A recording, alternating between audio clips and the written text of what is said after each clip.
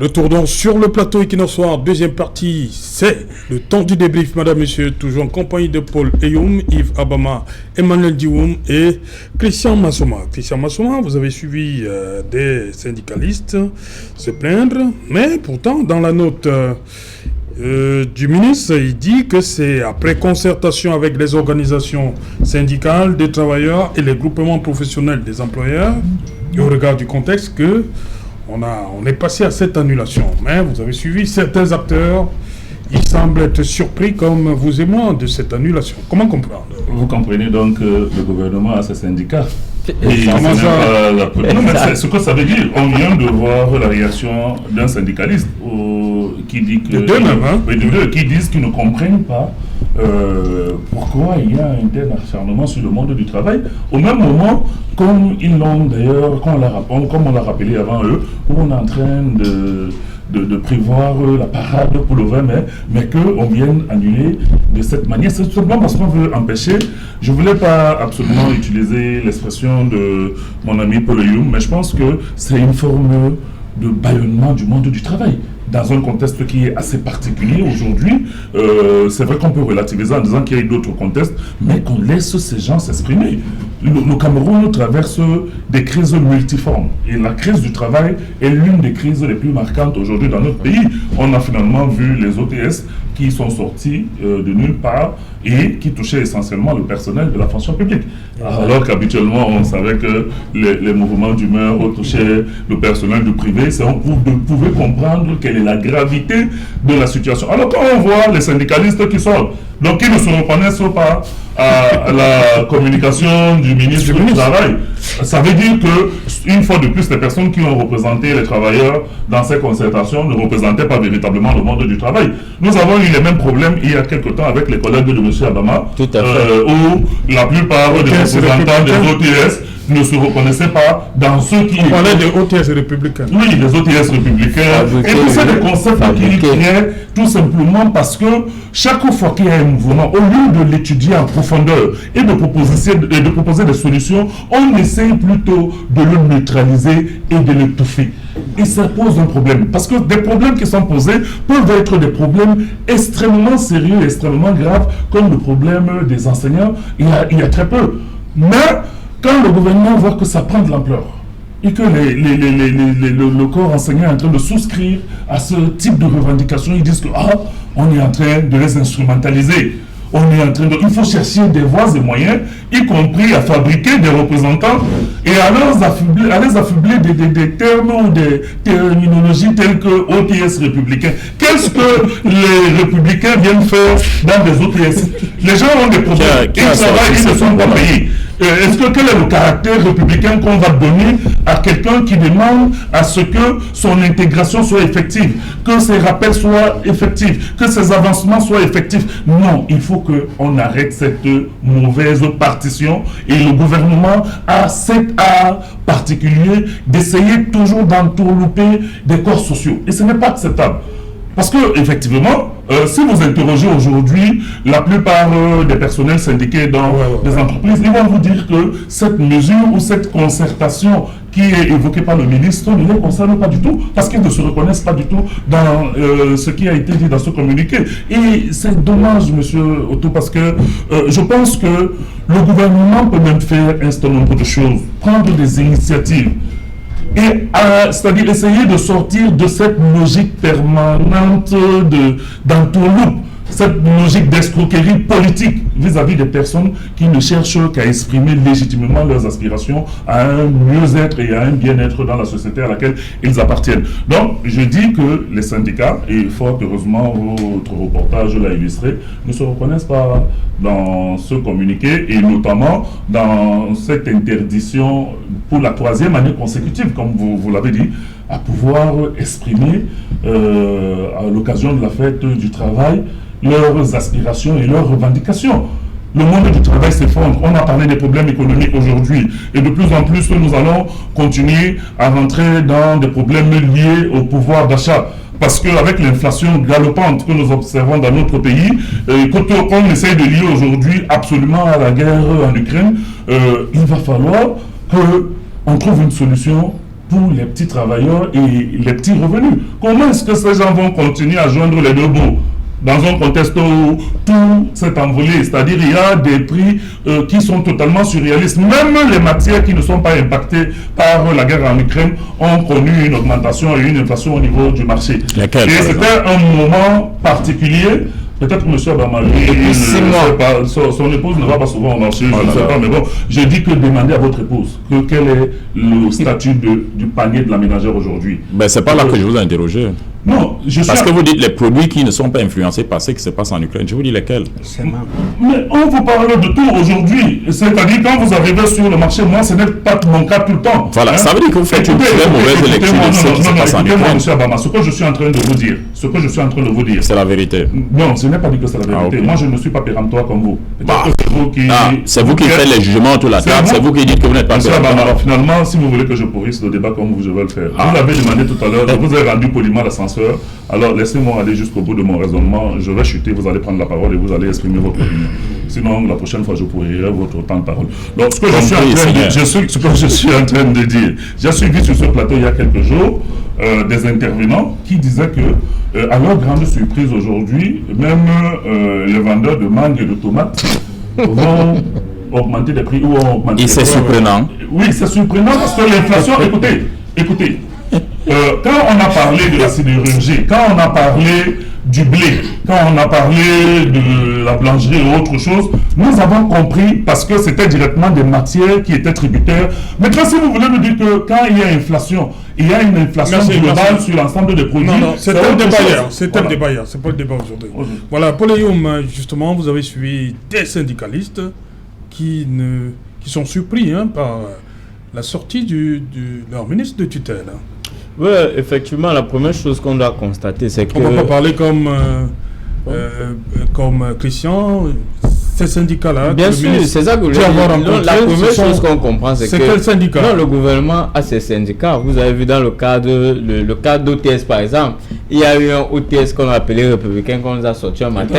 Chaque fois, même s'il y a peu importe la corporation au Cameroun qui a un problème, on nous sort toujours des gens, on ne sait pas comment ils existent. C'est pourquoi, vous voyez, l'administration territoriale légalise beaucoup d'associations qui n'existent pas sur le terrain, parce que au moment venu, ce sont ces associations-là qu'on prend, on met des gens et on dit qu'elles sont légalisées, elles existent depuis. Pourtant, ce terrain, on ne les connaît pas. Ils sont tels qui vont souvent en discussion avec le gouvernement. La deuxième chose, j'ai beaucoup de respect pour le ministre Grégoire Auna. Et je ne refuse de croire qu'il a voulu mépriser ce travail, même si une fois, je crois même 2 fois, il a dit qu'on pouvait vivre au Cameroun avec 36 000 francs, qu'on n'était pas obligé de vouloir vivre comme nos cousins qui sont DG, qu'on peut très bien vivre décemment au Cameroun avec 36 000 francs, même si nous savons tous que même son dernier petit-fils, il ne vit pas avec 36 000 francs. Donc, ici, les travailleurs trouvent la position du ministre assez ambiguë, puisqu'ils ont évoqué le fait qu'il y a eu la parade lors du 11 février, il y a eu le 8 mars, et je vous ai évoqué ici tout à l'heure, d'ailleurs nous tous avons parlé de ça, c'est du 20 mai qui est annoncé. Donc, et pourquoi ils se posent dans la question, pourquoi eux les travailleurs, ils n'ont pas le droit d'avoir la part? Simplement parce que, je vous le dis, nous à l'AF, nous avons étudié cela, nous sommes convaincus de notre foi intérieure que le gouvernement veut juste empêcher que les travailleurs puissent manifester leur courroux vis-à-vis des manquements du gouvernement. Nous avons parlé tout à l'heure des syndicats. Je vais vous dire, en 83, en France, lorsque Mitterrand au pouvoir, il donne la consigne à son ministre Antoine Leport, qui était ministre de la fonction publique, de créer une 3e branche à l'ENA, la branche des syndicats et des associations. Tous ces gens, la CGT, la CFDT, que vous voyez, c'est des gars formés à l'ENA. Ça veut dire que eux, dans la République française, ils ont compris que non seulement la protestation est quelque chose de normal, l'expression de la liberté, la défense syndicale est quelque chose de normal. Donc, mieux nous, l'État, on encadre ceux qui vont mener cette lutte syndicale pour ne pas qu'on soit surpris avec des nébuleuses. Or, au Cameroun, on réprime systématiquement. Vous savez que, par exemple, le corps des magistrats n'a pas de syndicats. Vous le savez, au Cameroun. Or, voilà un corps qui travaille pour l'État, pour le bien-être de tous les Camerounais, pour la justice, du moins qui est censé travailler pour ça. Je ne veux pas faire pour ça aujourd'hui.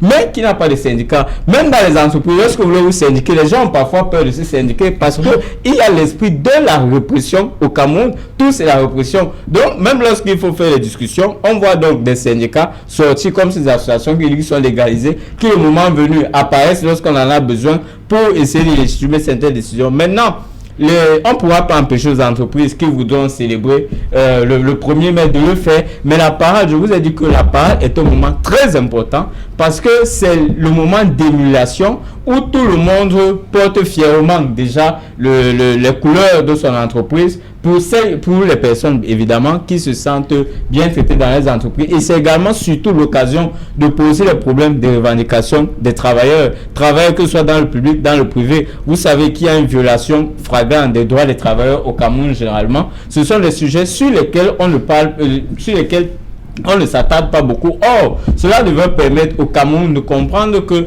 le travail, au-delà du travail décent, le travail même qui n'est pas décent, on parle beaucoup des emplois précaires. Même ces emplois précaires, on devrait veiller à ce qu'il y ait une régularité, par exemple, des salaires, qu'il y ait un certain statut. Je ne donne pas la cotisation individuelle, par exemple, au niveau de la CNPS, ce genre de dossier. Or, le gouvernement, lui, il n'est pas très prompt à réagir dessus parce que lui, il a plus intérêt à voir la situation de pourrissement. Et comme ça permet de faire en sorte qu'on puisse contrôler X ou Y pour pouvoir confier les prébendes. Il y a des gens au Cameroun, je vous le dis, qui sont dans la fonction publique, qui vivent de la concussion. C'est-à-dire qu'ils ont un revenu qui n'est pas justifié par rapport à une fonction qu'ils occupent ou bien qu'ils n'occuperaient pas officiellement. Il y a des gens qui vivent la concussion au Cameroun. D'ailleurs, tous les jours, on vous parle du fichier solde de l'État. Ils ne sont pas à la fonction publique. Hein.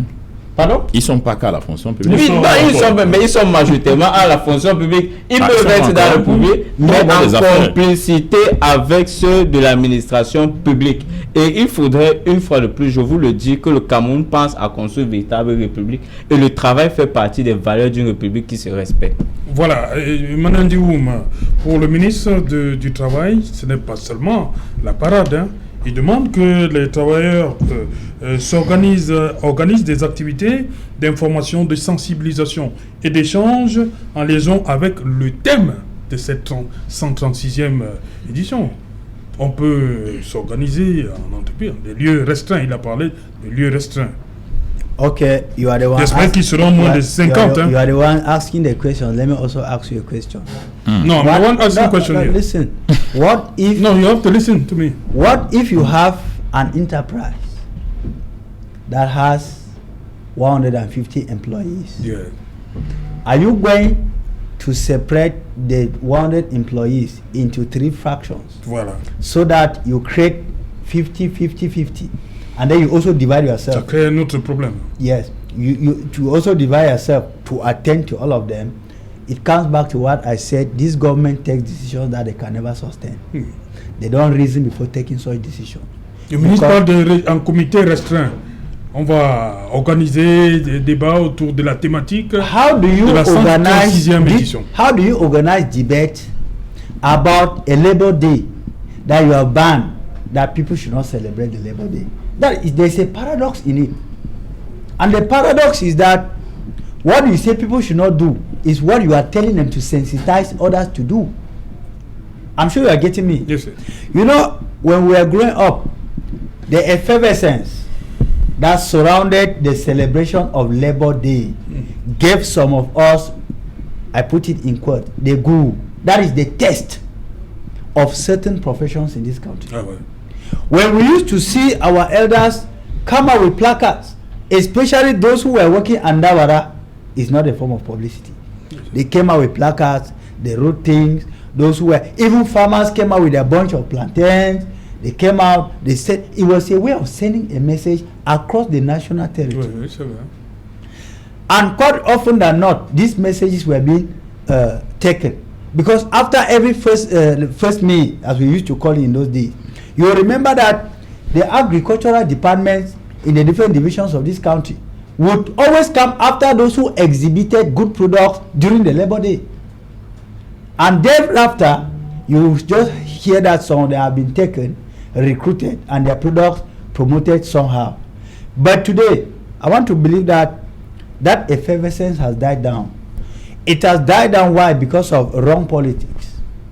The politics that do not put the people at the center is what has killed Cameroon. For the most prosperous nation in the world, it is the voice of the people that count, not the voice of the governed, says Ale Oto. When you are on the governing seat, you govern following the people who put you there. You don't govern following what you expect to do to continue to remain there. That is what has killed Cameroon. Until the common man shall be put at the center of decision making in this country, nothing will go well. That is why, like my senior man was saying here, that they fabricate representatives in the name of syndicate. It is true. Remember, it is on this same platform that I asked you, where and how did the Ben Skinner, the bike riders, find themselves in Bonanjo to be threatening teachers, whereas they have nothing in common? It was a fabrication of the government.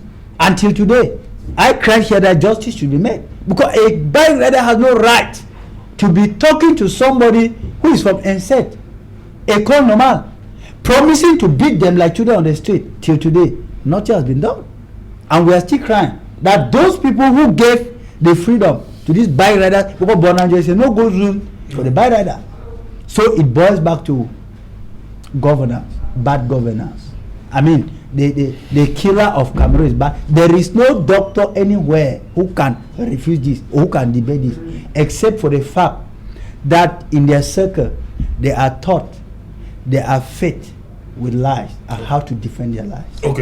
Yves Abama, pour le ministre, on peut réfléchir, hein, on peut faire autrement ce 1er mai, réfléchir sur la thématique. Pour lui, il n'y a pas que la parade. Oui, effectivement, il n'y a pas que la parade.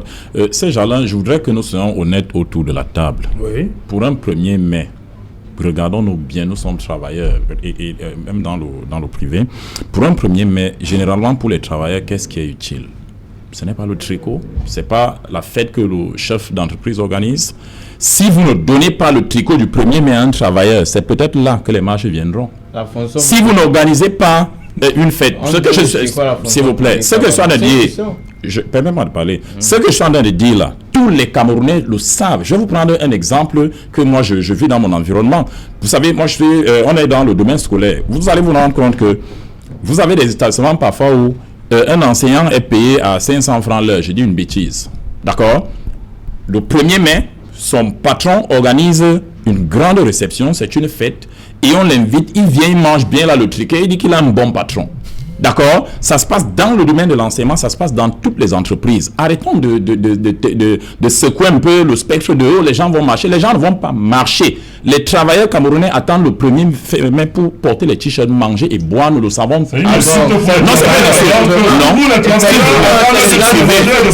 suivez. C'est pas une insulte. Je suis en train de dire une réalité. C'est Jalin. Nous sommes de mémoire de Camerounais. S'il vous plaît, c'est Jalin. De mémoire de Camerounais. Est-ce que vous avez le souvenir, parce qu'on n'a pas toujours tout annulé, est-ce que vous avez le souvenir d'un 1er mai où les travailleurs camerounais ont fait autre chose que ce que je suis en train de dire là? Vous avez le souvenir d'un 1er mai comme ça? Lequel? Je vais vous dire que j'ai assisté. Bon, laissez, vous allez prendre. Non, attendez votre temps de parole. Je veux dire que, arrêtons de caricaturer. Les gens viennent nous dire, il y aura marche, il y aura. Je rappelle cet élément-là, pas pour insulter les travailleurs camerounais comme ils disent, mais pour montrer l'état d'esprit dans lequel ils sont. C'est-à-dire qu'ils savent très bien que leurs conditions de travail. Non, je ne suis même pas de cet aspect-là. Ils savent très bien que leurs conditions de travail ne sont pas. Ils savent très bien que leurs conditions de travail ne sont pas les meilleurs, mais parfois ils se félicitent au moins d'avoir un travail. C'est peut-être ce qui peut justifier que ce 1er mai, qu'il soit aux antipodes de ce que Paul Eyoum et vous êtes en train de dire autour de cette table. Et je voudrais encore dire que vraiment on ne peut pas revenir sur 2 syndicats, parce que je voulais encore poser la question. C'est vrai, c'est Jalin qui pose la question autour de la table. Vous dites que des syndicats ont dit non, le ministre n'a pas été à leur rencontre. Et je me souviens alors d'un dicton français qui nous dit, s'il te plaît, ils sont pas au courant. Ouais, je me souviens, voilà, je me souviens d'un dicton français, s'il te plaît, s'il te plaît. Je me souviens alors d'un dicton français qui nous dit qu'une hirondelle ne fait pas le printemps. Je pose la question à nous tous et à ceux qui nous écoutent à la maison. Combien de syndicats de travailleurs y a-t-il au Cameroun? Combien de syndicats ont été interrogés ce soir? Qui nous dit que ceux qui ont parlé ce soir sont représentatifs de cette masse? Ou alors, il faut simplement qu'on interroge 1 ou 2 personnes pour qu'on conclue à ce que le ministre qui a dit quelque chose de l'autre côté ment, mais les 2 qui ont parlé, et dont la représentativité au sein de la grande corporation des syndicalistes n'est pas vérifiée et ils sont dans le vrai. Non, sortons de la caricature. C'est-à-dire que si on veut... S'il vous plaît. Non, parce que c'est en filigrane ce qui se dit. Peut-être pas de manière directe en filigrane.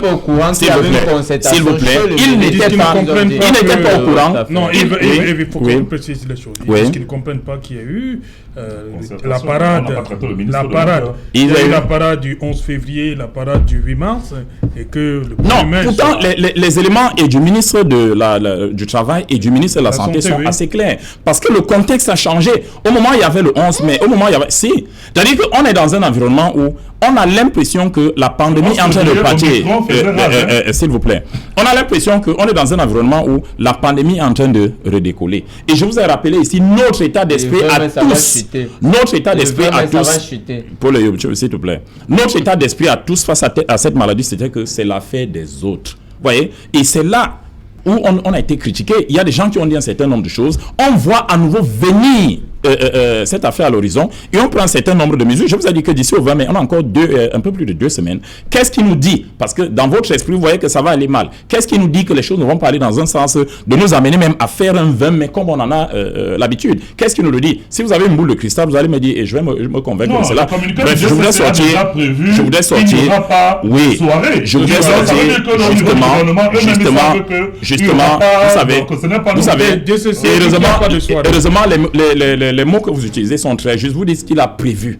D'accord? Il a prévu parce que les éléments sur lesquels qu'il a actuellement sur la main lui permettent de faire cette précision. Mais je vous dis une fois de plus, personne de nous ne lit dans une boule de cristal. Donc je voudrais simplement dire que arrêtons de secouer le spectre de les gens vont marcher, les gens ont fait ci ou ça. Disons-nous simplement que le gouvernement de la République est soucieux de la protection des Camerounais.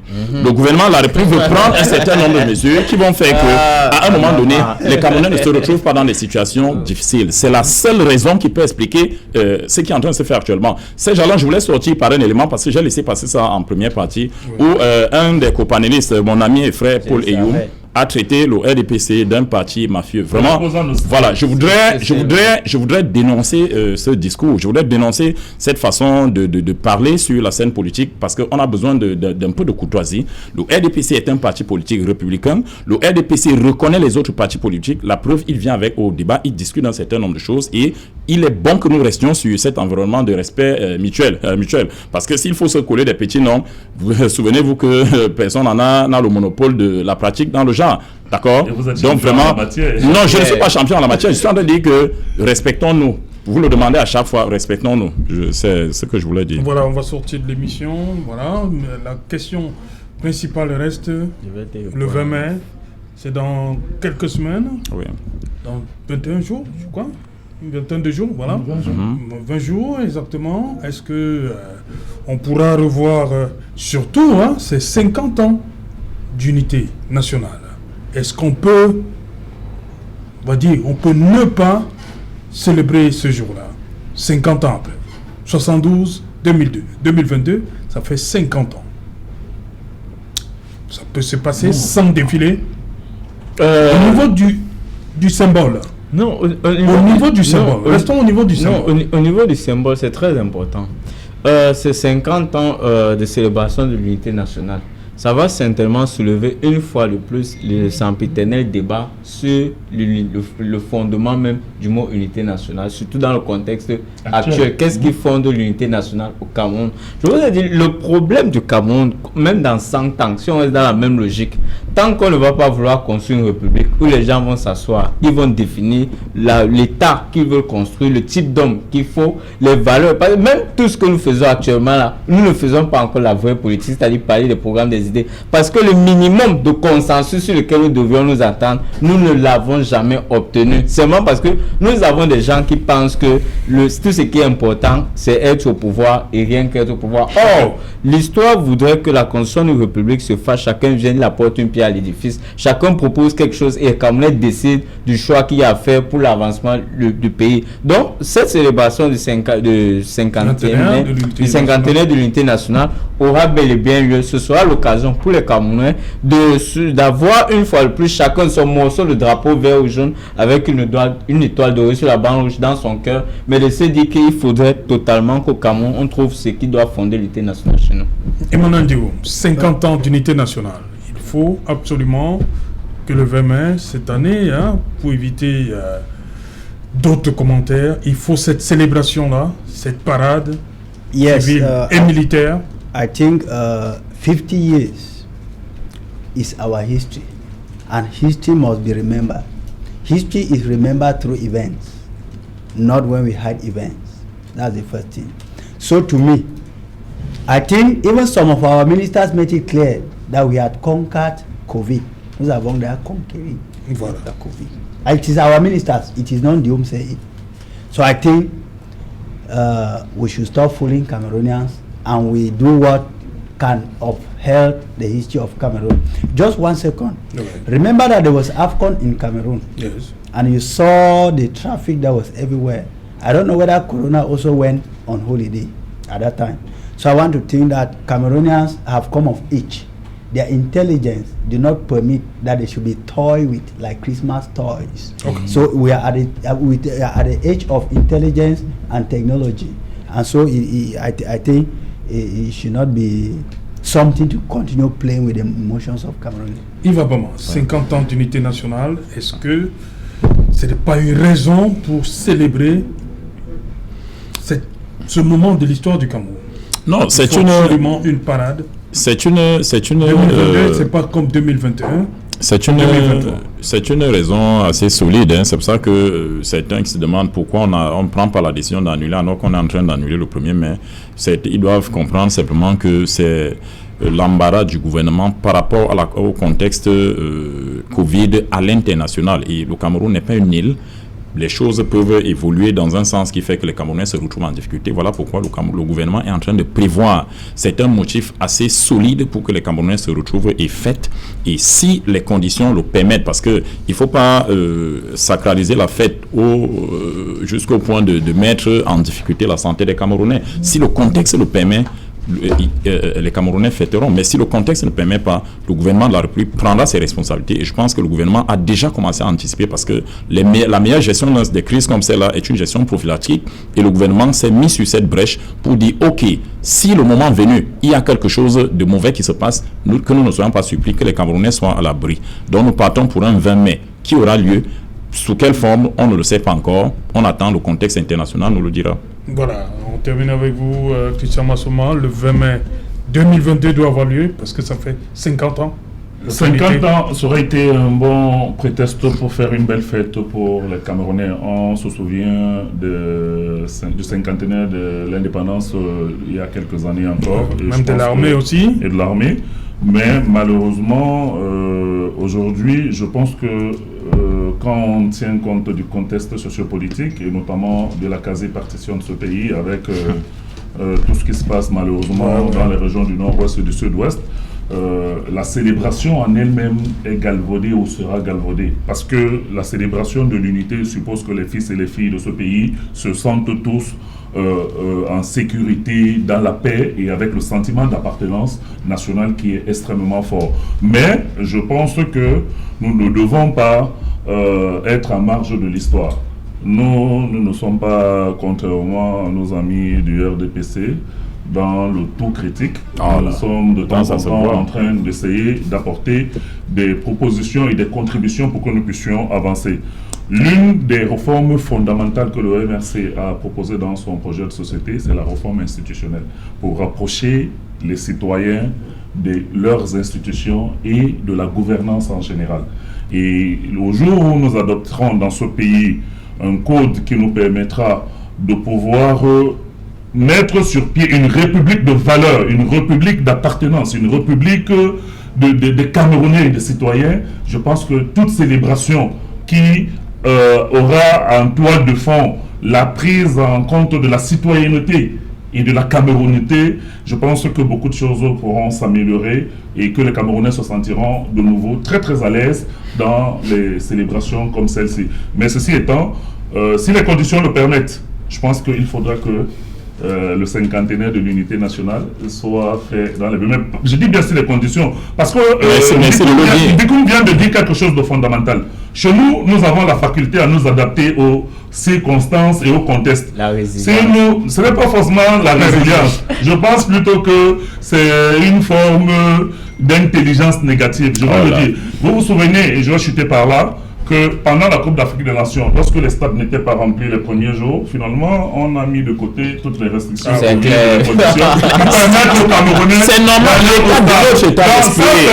L'état d'esprit. Notre gouvernance, c'est une gouvernance qui est vraiment une gouvernance d'approximation et qui ne permettra véritablement pas d'avoir une lisibilité sur le futur. Et c'est pour ça que nous appelons à défaire le RDPC et sa gouvernance. Au contraire, en 30 secondes, je voudrais juste souhaiter par anticipation bonne fête à la communauté musulmane, particulièrement à mon frère Sissé Bamanga et surtout à sa charmante épouse. Et bonne fête à tous les travailleurs aussi. Bonne fête du travail à tous les travailleurs du Cameroun. Ils ne feront pas la parade demain. Voilà. Mais bonne fête à eux. Dimanche plutôt. Dimanche. Merci Yves Abama. Merci à vous, Paul Eyoum. Thank you, Manuel Dioum, for coming. It's always a pleasure. Okay, like merci. I've always said, Yaoundé has the watch, but God has the time. Merci, Christian Massoma. Merci. C'est moi qui vous remercie. C'est un plaisir, surtout quand je retrouve mon jeune frère Abama. Voilà. Madame, monsieur, nous sommes arrivés au terme de ce numéro Equinox Soir. On se retrouve lundi, lundi à 19h. Tout le plaisir a été le nôtre. Lundi 19h, bonsoir, Dicola.